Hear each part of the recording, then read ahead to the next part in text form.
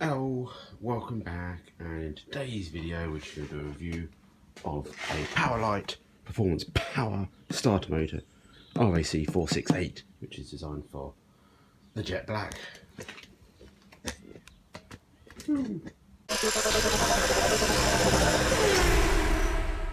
So yeah, these are geared starter motors, if nobody's heard of them before. We get one out, we get it out just to show you. So yeah, after the last time of having a bit of trouble starting it, PowerLite decided to say, hey, give one of these a go. So yeah, we'll go through the instructions in a little bit. But yeah, geared reduction starter motor. Carefully read all instructions before fitting the unit. Do not over tighten the terminal studs. Ensure there is a good earth, especially if the car has recently been painted. Well, it definitely hasn't been recently painted. I could argue that it was a very good paint job anyway. But we've got a starter motor in there that works, we know that, so the terminal should be all good. So there it is. Bit of a beast. So there's the actual motor itself in there. Then you have your gearbox, I guess, what's geared there. And then you have the solenoid here, which is used for firing out the pin on this version of car, off the pinion. Different models, obviously. I think, if you didn't know the earlier ones, there's pre-engaged and non-engaged, you know. So basically there's two ways. The flywheel's here, so this gear has to come out to meet the flywheel. Early minis use centrifugal force. When it span and started spinning, it flew out and hit the gear. So basically this was already spinning before it hit the starter motor, so which isn't ideal, but it's what they used to do in the olden days. Later cars, they use a solenoid to push this gear out and then start spinning, so it engages first and then spins, not spins and then engages. It's just like trying to use a gearbox without a clutch, you know. And that's why when you hear a lot of cars, in the older cars, they sort of start wearing their teeth on the flywheel and stuff. You hear them all missing. But anyway, so that's what it is. They supply you a bolt there, because obviously you can see in position of where the solenoid has to go on these versions. They put a bolt in there first. So as far as I've heard, that's the trickiest part of doing it, is just getting the spanner in there, but can't be too hard, can it? So what we'll do, we'll do a quick video of it turning over now. It's not actually starting, so it'll be a good test. I haven't charged the battery since last time. I suppose it was New Year's Day, wasn't it, when we were down here last? So yeah, we'll do a quick turn over the car. We won't try and drain the battery too flat. And then we'll swap out the starter motor and try again, see if it actually starts with this geared starter motor. It may not, because obviously my battery could be just too flat and the engine doesn't have fuel and spark. But yeah, let's get on with it.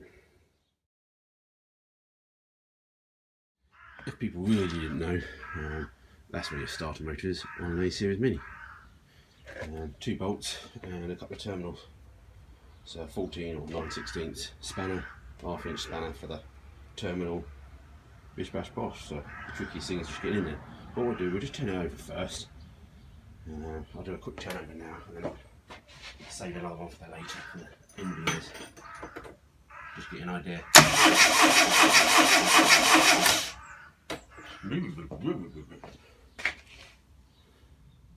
Disconnect the battery, first thing to do.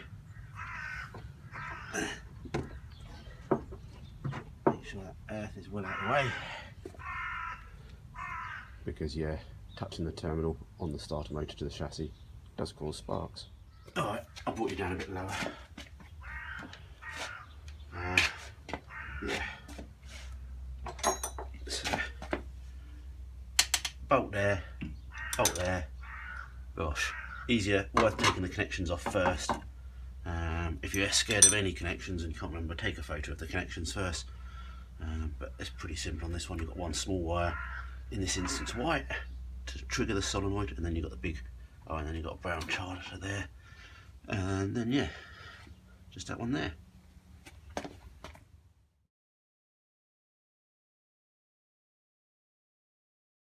Okay, terminal's undone. Just a simple case, I say simple case, of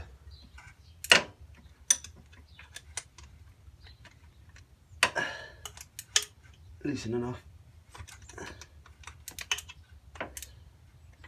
the 2 main mounting bolts.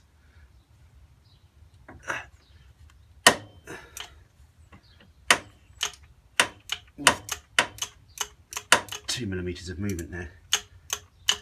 There's that one on there, and then this one underneath. Yeah, let's do them in time, slow-mo.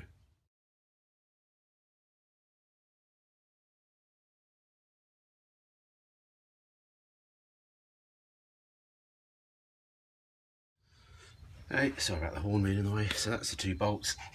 The only tricky part is that they only turn like quarter of a turn, and that's the starter motor falling out. So yeah, worth a quick check with any starter motor before you put the next one in, just to make sure that there's no differences and pinion count and things like that all look good. So yeah, let's get it on the bench and have a look. Okie dokie, double check things, all look good. It's now a case of getting this starter motor in there, so you can see why they've got a captive nut. The geared motor actually goes where the old solenoid was, give or take. So yeah, this is where it's tricky, where you've got to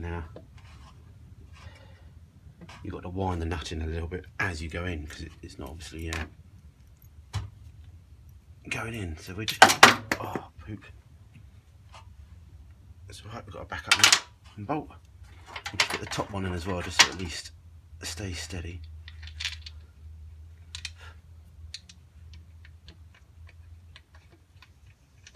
That stops it dropping, and then we can see if we can get a spanner on the bottom one and slowly work that in. But yeah, I can see why this is a bit of a bugger.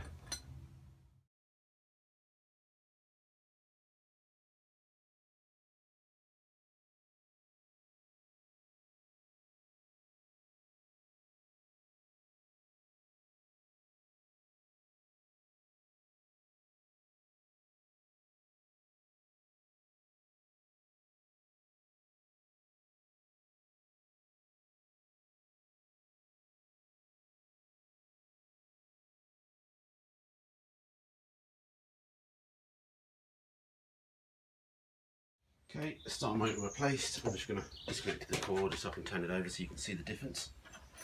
Again, I haven't charged this battery since New Year's Day.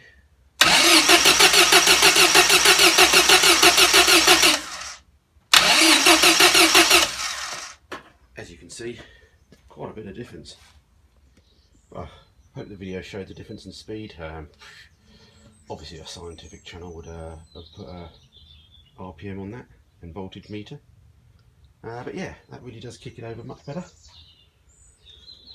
We just need to go get some fuel now, because we seem to have run out of fuel, and get this thing going again. The show season again, although we might be putting this into hibernation, who knows, we've got lots of things planned. So anyway, there it is, PowerLite. Check them out, they do all sorts of things as well. They do Dynalite alternators. They're alternators that look like dynamos. That could have been useful for the Mark 1. And they do lightweight alternators again, so if you're into your mini hybrid conversions. I know, so yeah, they do some very small alternators, and they do loads of other little bits and bobs, control boxes, things like that, so check them out. And yeah, apart from that bottom nut, just make sure you buy the right alternator for your right job. Double check with them, tell them what age vehicle you got, what type of alternator, give them some pictures, whatever. Just make sure you buy the right one, and you're all good, and you're all golden, or yellow in this case. I must take the masking tape off the spark plugs. It looks a bit sad, isn't it? Well, I did the head gasket. Old school. Mustn't forget the plugs. Anyway, all good. Off to the petrol station. Before.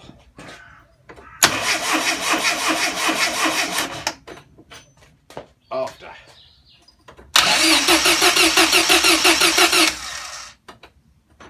On a flat battery still.